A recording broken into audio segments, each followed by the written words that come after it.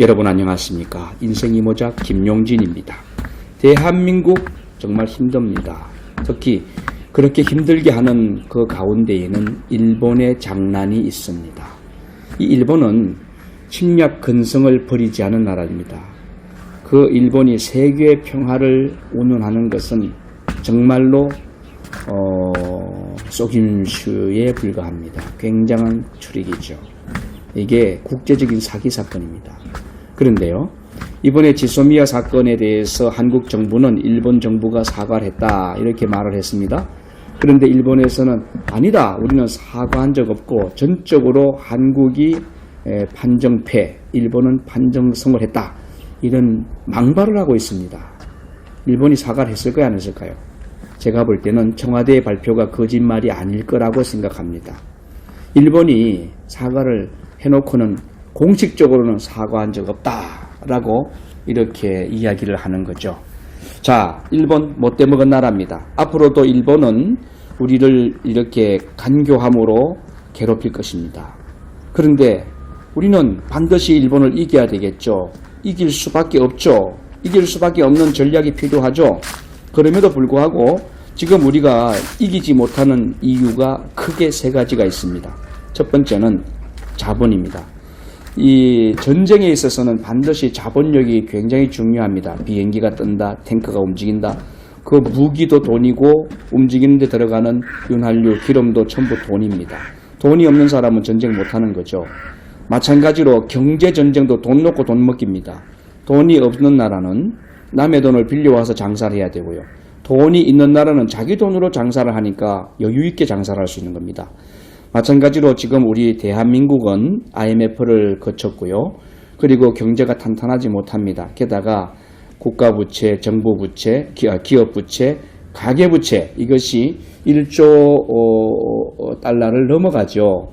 이게 우리 한국 경제성장의 발목을 잡는 것이고, 금년도에 들어와서는 대한민국의 경제성장이 1962년 경제개발 5개년 계획이 시작된 이후에 한 3차례 정도 마이너스 성장했던 때가 있습니다. 뭐 중동의 오일 쇼크라든지 IMF 때라든지 그다음에 이제 그 외환 위기라든지 이런 등등의 한 3번의 그럴 경우가 있었는데, 그 외에는 거의 3% 이상 우리 대한민국 경제가 성장을 했거든요, 매년.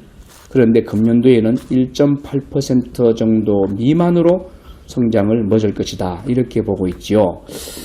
이게 경제력이 지금 한국이 어렵다 하는 이야기를 하는 거고요.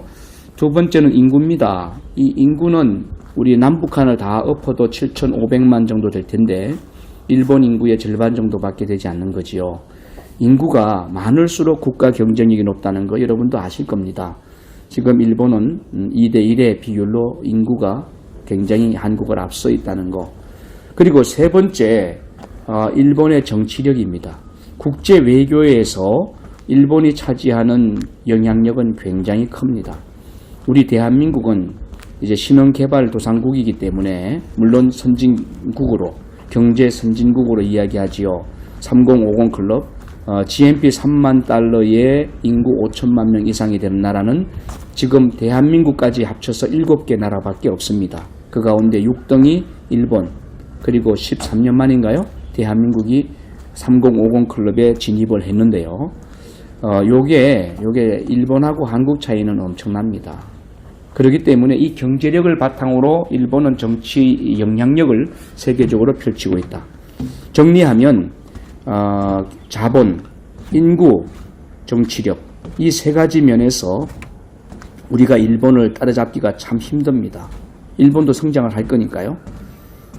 그래서 우리 한국이 정말 일본에 비해서는 열등 국가로 남는 것인가 하는 의문을 갖지만 한 가지 희망이 있습니다.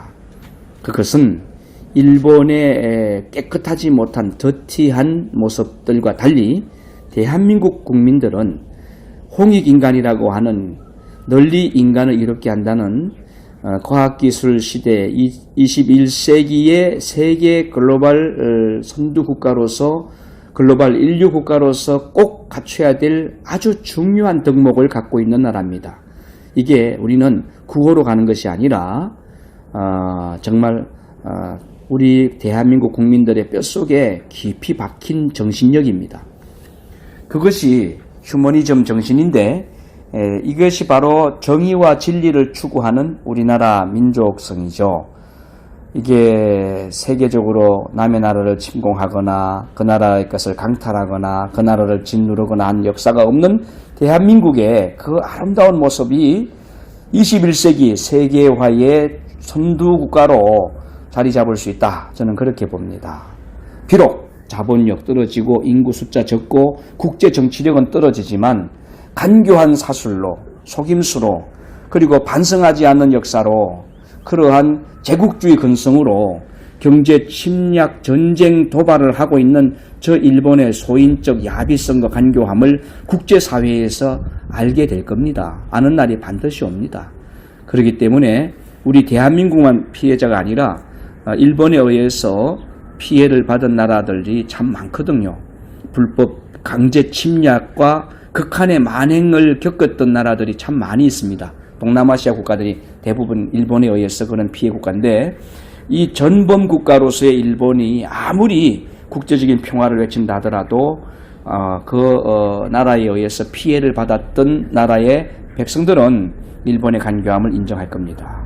따라서 지금 우리는 하등 문화국인 외국 일본에 비해서 절대적으로 비교 우위에 있다.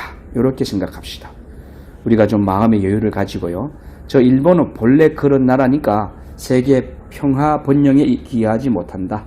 그러나 우리는 홍익인간 정신을 갖고 5,000년 동안 버텨온 나라이기 때문에 이제 빛을 볼 것이다.